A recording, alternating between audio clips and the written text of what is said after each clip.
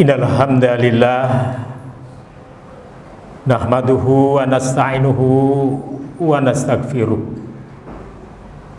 wa na'udzu billahi min syururi anfusina wa min sayyiati a'malina may yahdihillahu fahuwal muhtadi wa may yudlil falan tajida lahu waliya mursyida.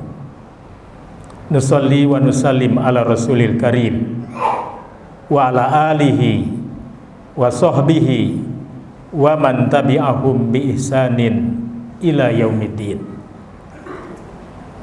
Asyhadu an la ilaha illallah wahdahu la syarikalah wa asyhadu anna Muhammadan abduhu wa rasuluh la nabiyya wa la rasula ba'da amma ba'du.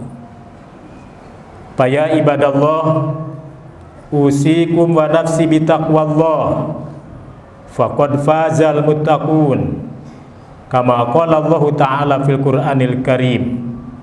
A'udzu billahi minasyaitonir rajim. Ya ayyuhalladzina amanu taqullaha haqqa tuqatih wa la tamutunna illa wa antum muslimun. Ikhwani fiddin, a'azakumullah, jamaah Jumat yang sama-sama mengharapkan ridho dan maghfirah Allah. Mudah-mudahan sampai detik ini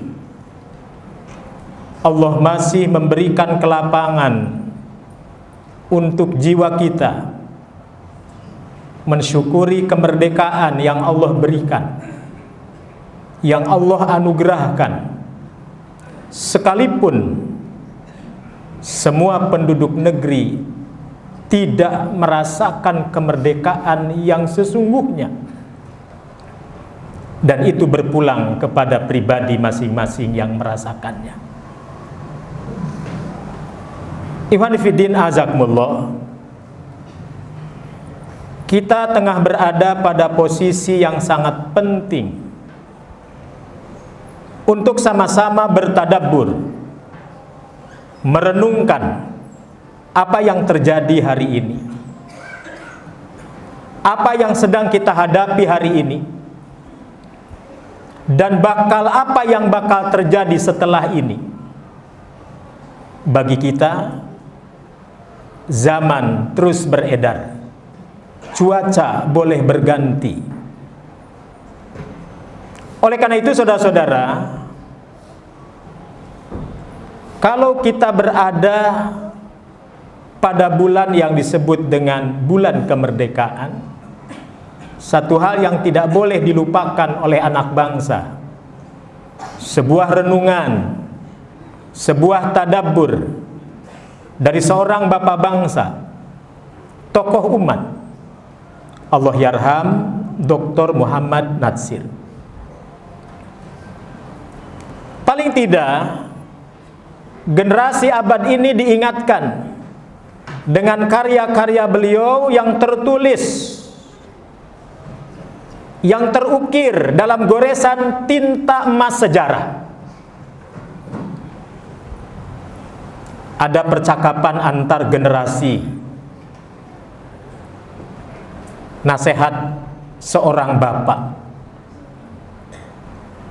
Ada Kapitas Selekta yang isinya insya Allah masih eksis sebagai potret keadaan yang dihadapi oleh umat.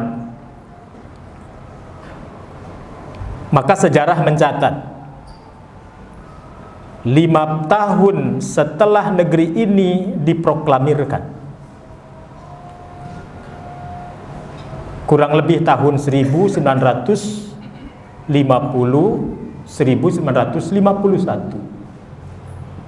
Allah yarham menulis catatan yang sangat penting sebagai nasihat untuk kita semua. Tentu hal ini ditulis sudah cukup lama, 75 tahun silam tulisan ini digoreskan oleh bapak bangsa. oleh tokoh keteladanan Allahyarham Muhammad Natsir. 4 poin yang beliau ingatkan. Yang pertama, tentang bergesernya kepribadian seseorang dalam perjuangan. Yang kedua, terkait dengan definisi apa yang disebut dengan berjuang. Dan yang ketiga, kekhawatiran beliau tentang siapapun yang terlibat atas nama perjuangan yang lebih mengedepankan cinta dunia. Dan yang keempatnya, beliau mencatat pentingnya al-insaf, pentingnya sadar diri akan keadaan. Renungan selama 5 tahun pasca proklamasi kemerdekaan, beliau menyatakan bahwa kemerdekaan ini merupakan bagian dari rasa syukur kita kepada Allah. Sekalipun republik ini tidak dan belum sempurna, kata beliau. Sekarang sudah lebih dari setengah abad kemerdekaan kita memasuki tahun yang ke-80. Dan hari ini kita menyaksikan apa yang terjadi. Semua kita sudah bisa membaca masing-masing. Ikhwan fillah azakumullah. Sehingga memantik kita semua untuk bertadabbur apa yang disebut dengan hakikat kemerdekaan. Secara tinjauan linguistik, kebahasaan, para ahli kaumus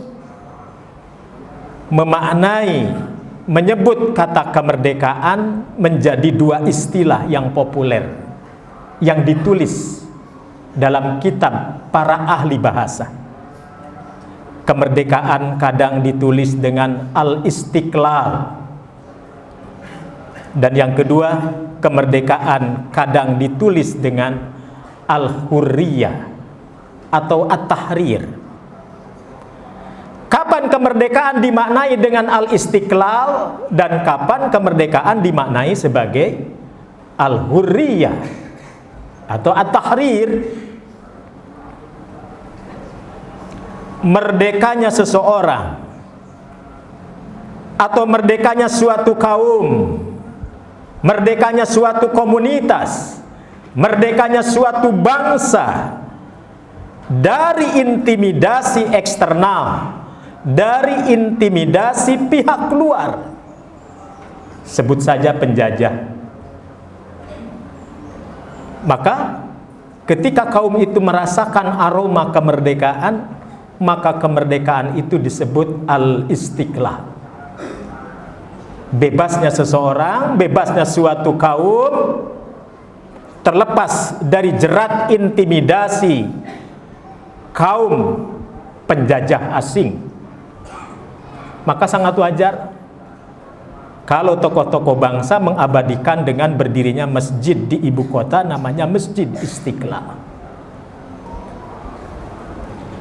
Mana kemerdekaan yang kedua adalah al-hurriyah. Al-Quran sebagai pijakan pertama, sebagai masdarul huda, sebagai masdarut talaqi, sebagai sumber ajaran. Hadis Nabi SAW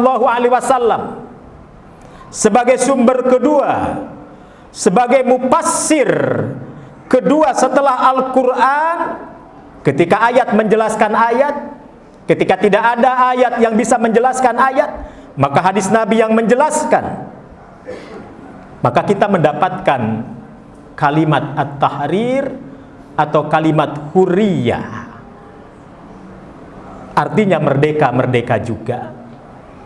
Para ahli bahasa mengatakan merdeka yang kedua adalah merdekanya jiwa dari berbagai belenggu yang menelikung jiwa raganya.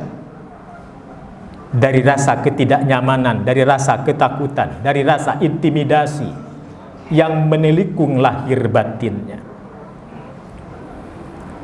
Oleh karena itu saudara-saudara, sangat wajar bila para ulama menjelaskan tentang hakikat kemerdekaan adalah merdekanya lahir batin seorang hamba Allah di dalam bertauhid kepadanya.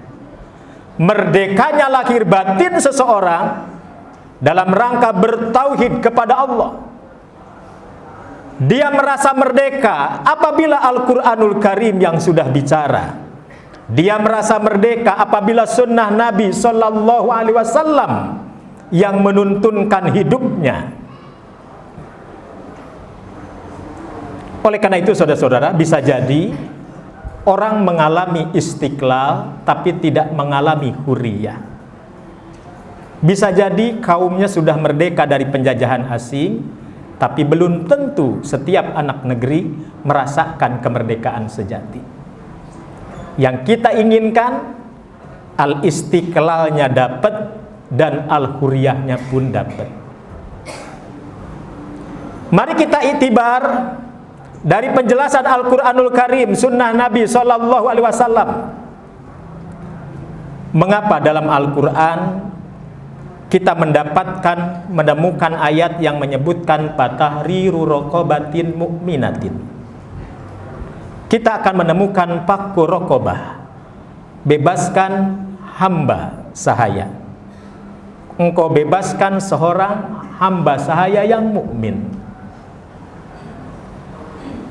Kita kenal sosok-sosok yang dulunya hamba.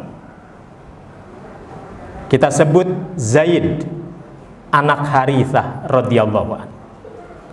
Walaupun berlatar belakang anak bangsawan, lalu terdampar, lalu ditemukan oleh seorang yang kaya raya, merupakan saudara dari ibunda Khadijah radhiyallahu anha. Lalu diangkatnya menjadi anak angkat Rasulullah sallallahu alaihi wasallam.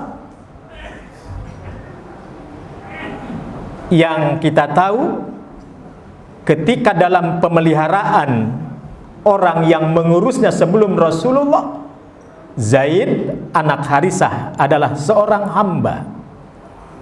Tapi ketika Islam membebaskan dia menjadi mukmin layaknya orang-orang hidup seperti yang lain, maka dia telah mendapatkan huriyah yang sesungguhnya, kemerdekaan sejati. Islam yang telah memerdekakannya. Hina menurut pandangan manusia, bukan kalangan bangsawan, Bilal anaknya Robah radhiyallahu anhu. Dia juga seorang budak. Namun ketika Islam memerdekakannya, benar-benar Allah dan Rasulnya dia letakkan di atas segala-galanya. Kecintaan kepada Allah dan Rasulnya dia letakkan di atas segala-galanya.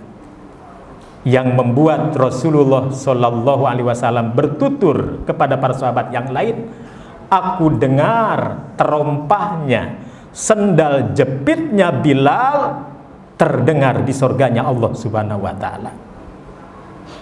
Padahal dia seorang budak.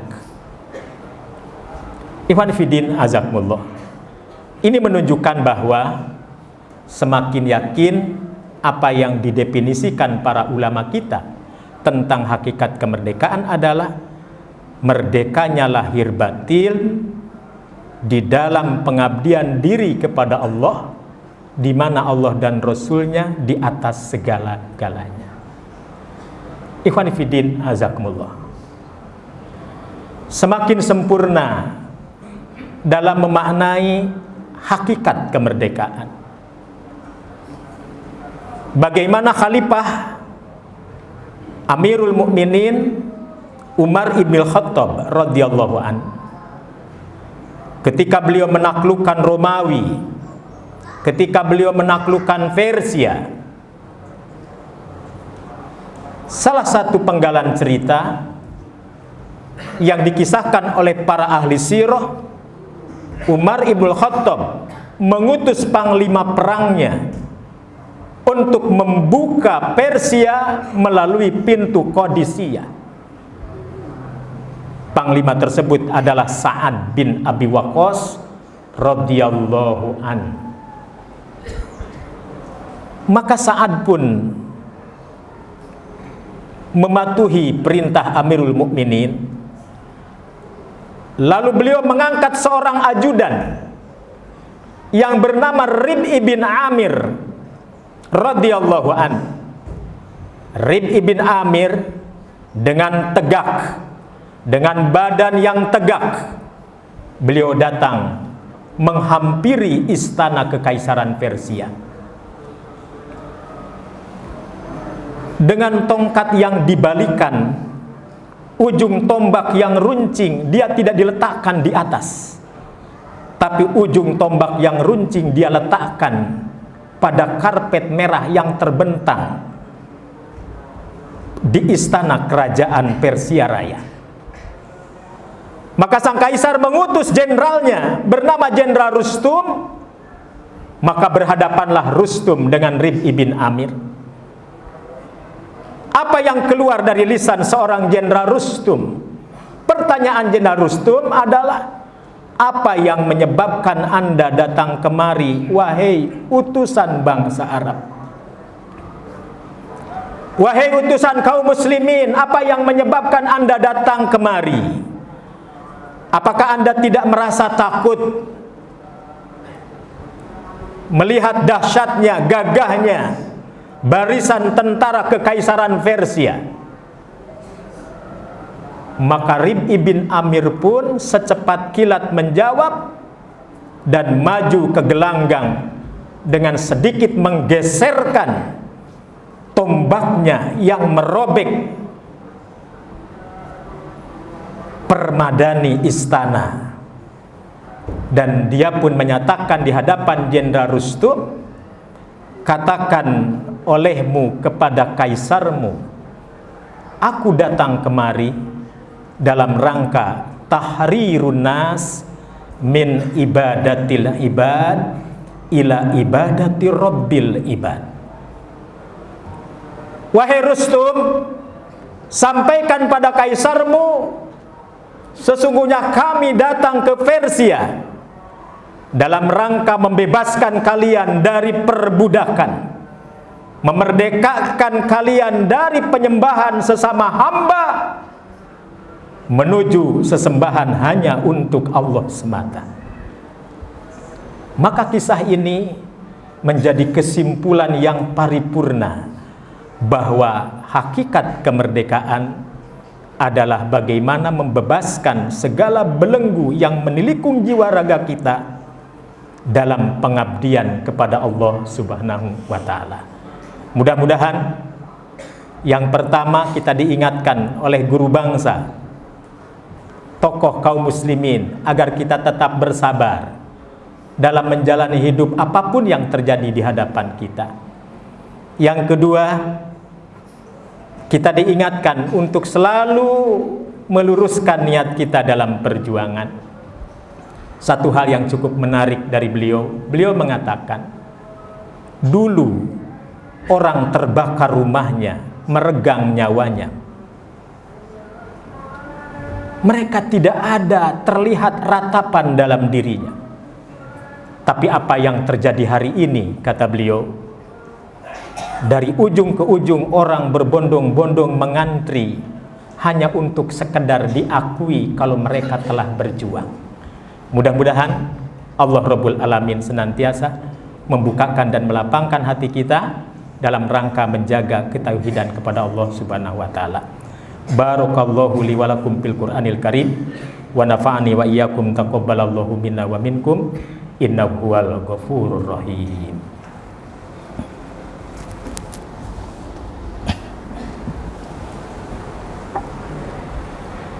Hamdan wa syukran lillah, nusalli wa nusallim ala rasulil karim wa ala alihi wa sahbihi wa man tabi'ahum bi ihsanin ila yaumiddin. Asyhadu an la ilaha illallah wahdah la syarikalah wa asyhadu anna Muhammadan abduhu wa rasuluh. alladzi la nabiyya ba'dah. Usikum wa nafsi bitaqwallah faqad fazal muttaqun. Kama qala Allah Ta'ala fil Qur'anil Karim, ya ayyuhalladzina amanu taqullaha haqqa tuqatih wa la tamutunna illa wa antum muslimun. Iwan fillah azakumullah. Syekhul Islam Ibnu Taimiyah menulis kitab yang sangat populer di kalangan para ulama dan dinukil dari generasi ke generasi. Kitabnya diberi nama Al-Ubudiyah. Lalu beliau menjelaskan apa makna ubudiyah, pengabdian seseorang kepada Allah. Apa asli dari makna ubudiyah? Beliau katakan al-khudu, patuh tunduknya dan merasa kecil di hadapan yang maha perkasa, yakni Allah Rabbul Alamin. Lalu beliau menyampaikan, bila seseorang sudah berhasil mengikhtiarkan dirinya, bagaimana menunjukkan rasa cintanya kepada Allah, rasa harapnya kepada Allah, dan sekaligus rasa takutnya hanya untuk Allah, maka dialah mukminun muwahhidun, mukmin yang bertauhid, mukmin yang sejati itu. Oleh karena itu, sebagaimana dinukilkan para ulama sesudahnya, ini menjadi kaedah dalam beragama kita. Man abidallaha bil hubbi wahdah fahuwa zindik, wa man abidallaha bir rajai wahdah fahuwa murji, wa man abidallaha bil khaufi wahdah fahuwa haruri, wa man abidallaha bil hubbi war rajai wal khaufi fahuwa mu'minun muwahhid. Beliau menyimpulkan, siapa yang pengabdiannya kepada Allah hanya mengandalkan rasa cinta semata, sementara dia sendiri tidak berupaya bagaimana melahirkan sebab-sebab kita bisa dicintai oleh Allah. Siapa yang pengabdiannya hanya mengandalkan rasa berharap semata, berharap masuk surganya Allah, berharap dimudahkan nanti di yaumul akhir oleh Allah, berharap mudah berjumpa dengan Allah, harapan sekedar harapan, cinta sekedar cinta, namun harapan dan cinta tidak diwujudkan dalam aksi nyata yang menyebabkan harapan itu benar-benar terlaksana. Wa man abidallaha bil khaufi wahdah fahuwa haruri. Demikian pula, siapa yang pengabdiannya hanya mengandalkan rasa takut, mengandalkan rasa cinta saja, sama laksana orang zindik, orang-orang yang ingkar kepada Allah dan Rasulnya. Hanya mengandalkan rasa berharap semata, apa bedanya dengan orang murjiah yang hanya menuhankan rasa ingin, rasa harap yang tinggi, tapi dia tidak pernah melakukan sesuatu yang nyata dalam aksinya kepada Allah, untuk Allah dan Rasulnya. Demikian pula, hanya sekedar mengandalkan rasa takut semata, apa bedanya dengan orang haruri? Para ulama usuluddin mengatakan, siapa haruri? Mereka orang-orang yang tinggal di lembah Bukit Harur. Yang dimaksud adalah kaum Hawarij yang selalu menafsirkan agama ini secara berlebih-lebihan. Terkadang memahami agama ini dengan kebablasan, tafrid, dan terkadang mereka memahami agama ini dengan kedodoran, ifrat. Yang seharusnya adalah agama harus disikapi dengan insaf, bainat tafrid wal ifrat. Itulah al-wasatiyah. Ikhwani fiddin azakumullah. Lalu yang paling terakhir, beliau sampaikan dengan tegas, man abidallaha bil bil hubbi war rajai wal khaufi fahuwa mu'minun muwahhid. Siapa yang mampu menggabungkan dalam pengabdiannya kepada Allah, menghadirkan sepenuh rasa cinta, menghadirkan sepenuh rasa berharap, dan menghadirkan sepenuh rasa takut kepada Allah, dialah mukmin muwahhid yang sebenarnya. Mudah-mudahan yang terakhir itulah yang menjadi harapan kita semua. Innallaha wa malaikatahu yusholluna ala nabi ya ayyuhalladzina amanu shollu alaihi wasallimu taslima. Allahumma arinal haqqa haqqa warzuqna tiba'ah wa arinal batila batilan warzuqna istinabah. Ya Allah, ya Tuhan kami, tunjukkan kepada kami yang hak, nampak haknya. Berikanlah rizki untuk kami agar kami bisa mengikuti yang hak tersebut. Wa arinal batila batilan warzuqna istinabah. Ya Allah, ya Tuhan kami, tunjukkan kepada kami yang batil nampak batilnya. Berikan kami rizki agar kami bisa menghindari kebatilan tersebut. Semoga kita semua menjadi insan-insan yang benar-benar merdeka di hadapan Allah. Dan tidak lupa kita doakan kaum muslimin dimanapun berada, terutama saudara-saudara kita yang jauh nun di sana, yang sampai hari ini belum mendapatkan kemerdekaan seperti kita. Allah berikan kelapangan yang sesungguhnya di mata Allah Subhanahu wa taala. Rabbana atina fid dunya hasanah wa fil akhirati hasanah wa qina adzabannar. Subhana rabbil izzati amma yasifun wa salamun alal mursalin walhamdulillahi rabbil alamin.